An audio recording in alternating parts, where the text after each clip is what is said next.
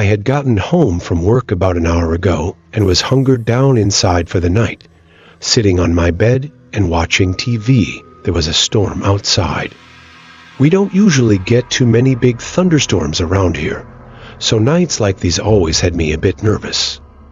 A little bit into the storm, I heard something below me, like downstairs in one of the rooms. I thought it was just a house creaking, but feeling uneasy, I got up and checked anyway. There was nothing, so I filled up my water bottle and went back up to my room. I felt like I was only upstairs for another few minutes before I heard something again. It was a sound I was actually very familiar with, and instantly recognized as one of my lamps in the living room falling over.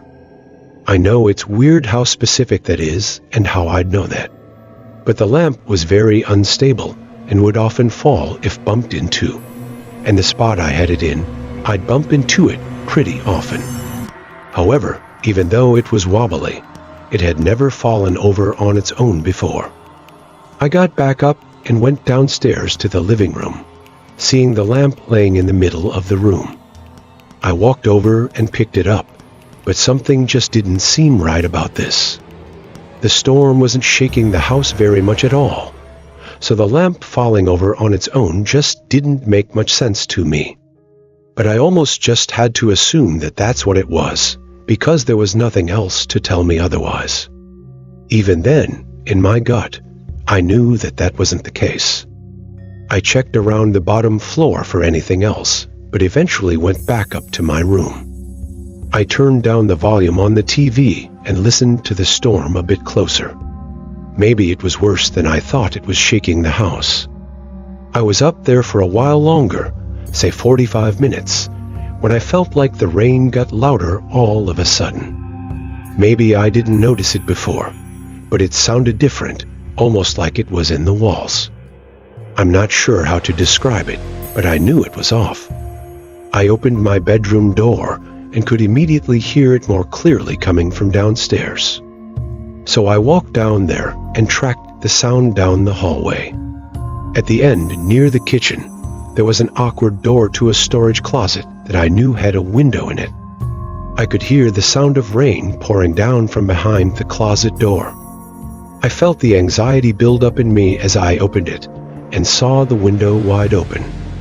Water was puddling on the boxes below the window, and rain was slapping against the window sill. It had been at least 6 months since I'd last been in the storage closet, but I knew for sure I would have never touched that window, let alone left it open. I shut it to block out the sound of the rain, then faced the rest of my house, terrified and literally shaking. I had made the mistake of leaving my phone upstairs on my bed, so I could either run up and grab it or just run out of my house. I was honestly so scared I couldn't think straight.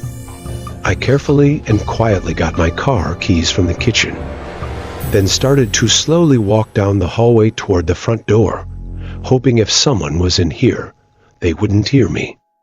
I got about halfway there before a sudden burst of footsteps sprinted down the upstairs hallway right above me. They were going toward the stairs, and in a panic, I ran right to the front door. I could hear them getting close to the bottom as I ran out into the rain. I got into my car, backed out, and drove away without even looking back. I was able to dial 911 through my car. The officers found nothing but an empty house when they got there. Looking further into it, the wall in the closet that had the window ran along the end table that had the lamp on it. So likely the vibrations from trying to bust open the old window knocked over the lamp. Whoever had broken in didn't leave any clues on what they broke in for. It seemed like they had found somewhere upstairs to hide and were probably waiting for me to go to sleep before doing whatever they were going to do. Whether that was to rob me or what, I don't know. It's still really disturbing knowing there was someone walking around my home right outside my bedroom door that night while I was just sitting in my room watching TV. Even now, I randomly get unsettled when just hanging around my home, feeling like I'm not alone. It was a pretty typical night in the middle of March, I worked at a gas station at the time. Usually, I did afternoon shifts, but every once in a while, I'd cover for someone's overnight shift.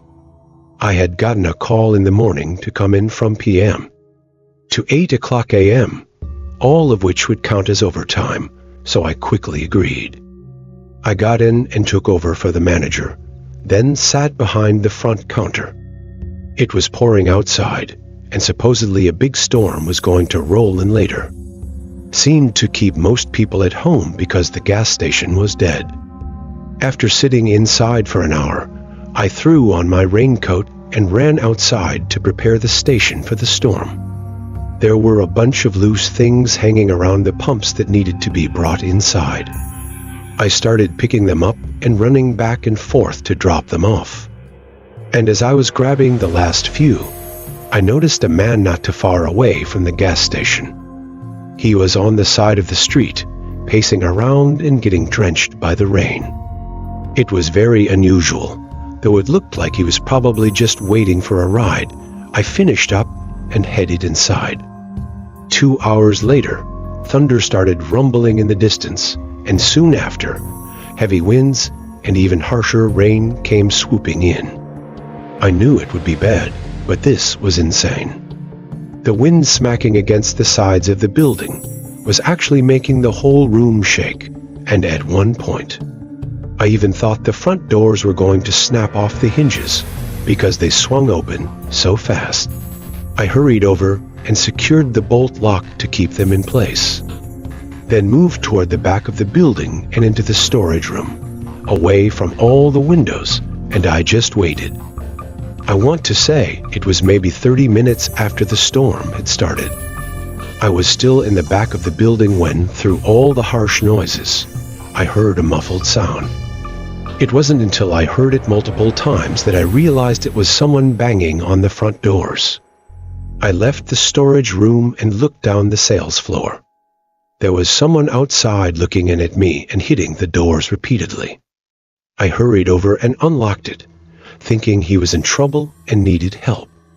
He quickly ran inside, and I closed and locked the doors behind him. The man was soaking wet and had pools of water draining from his jacket and spilling onto the floor. He didn't stop to thank me or explain himself. He just kept walking back and forth, pacing across the floor. It was the same man I'd seen outside earlier. Had he been out there the whole time? It had been over 2 hours since I'd seen him. I tried asking if he was okay and if I needed to call for help. But the man just kept pacing the floor with this blank, hollow look in his eyes. After watching him for a minute, I got really uncomfortable and started to walk to the front desk to call the police. As I picked up the phone, though, his eyes snapped at me, and he stopped walking. It was then, as we looked at each other, that I noticed his hands were cut, like right on the knuckles. They were bloody and bruised. I caught myself looking for too long, and by the time I looked back up at the man's eyes, I could tell he was pissed. "Don't," he said, clearly talking about me using the phone. I wasn't trying to test him, so I lowered the phone. There were a couple seconds where he just stared at me, like he was thinking about whether or not to do something, but then he turned and continued to pace the floor. This storm picked up outside, practically shaking the building and adding to the horror of whatever was happening. I tried to think out all my options as this maniac walked around just feet from me. I could try running, but I'd have to get the door unlocked and outrun him in the storm, which seemed really risky. I could also try calling the cops and hope he just leaves, but that was also risky. Funnily enough, I ended up choosing probably the most risky option, which was to do nothing and just wait. I stood there and watched him for, I don't know, 20 minutes at least. At any point, he could have just snapped and ended me, but he didn't. After those 20 minutes, he gave me one last look, then walked over to the door, slid the bolt lock over, and walked out into the storm. I immediately called the police. I'm not sure if it was just because of the storm or because they didn't think it was urgent enough. But it took over a half hour for a cop to show up. By then, whoever the hell that man was gone. They never found him. When the storm finally passed, on the following day, there was a report filed for a missing woman. She never returned home from work that night after leaving the office at p.m. Maybe I'm disconnecting completely different things, but the man had clear signs of having attacked someone with blood and bruises on his knuckles, and the timeline seems to add up. Again, it's all just theories, but whatever I was in the middle of that night, I haven't been able to stop thinking about it. I was driving back from a late shift at work. I worked for security, so my hours were kind of all over the place. I'd gotten out at 1:00 a.m. this day. There was a pretty heavy storm going on. A lot of the roads had water building up on the sides, and almost nobody else was driving. The route I usually take is off the main roads on smaller, less crowded streets. And for some reason, I failed to realize I probably should have taken the main roads this time. It's not like they were busy anyway. As I was using one of these small side roads, I came up to a point that was flooded. It was hard to tell exactly how high the water was, but it looked like it might be several feet deep, which I was not comfortable driving through. I knew this meant I'd have to drive all the way back, so I was pretty frustrated. I put my car in reverse and started to back up to do a 3-point turn when my car started frantically beeping. I hit the brakes but didn't even know why it was beeping until I looked over my shoulder and out the back window. There was a car right behind me, like only 2 feet away from my bumper. It was almost like a jump scare, because not once during the 10-minute drive down this one-lane road did I see any cars in front or behind me, and their headlights weren't even on. I sat there for a minute. I thought they would see me backing up and move, or they would see the flooding road and also turn around, but they didn't do anything. They just stayed right behind me, the rain ticking against my car, and my headlights being the only thing lighting up the road only made this feel more unsettling. Eventually, I honked a few times. The longer I sat there, though, the more I felt like something was seriously wrong about this. Then their door opened. A man got out. He wore black clothing and had a hood covering most of his face. He came up to my window and knocked on it a few times. I didn't open it. The man didn't say anything. He just continued to knock on the window.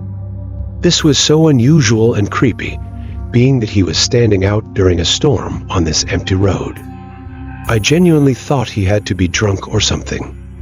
I decided to put my car in drive and try to inch forward, careful not to go too far into the flooded section, but the man followed right along my window.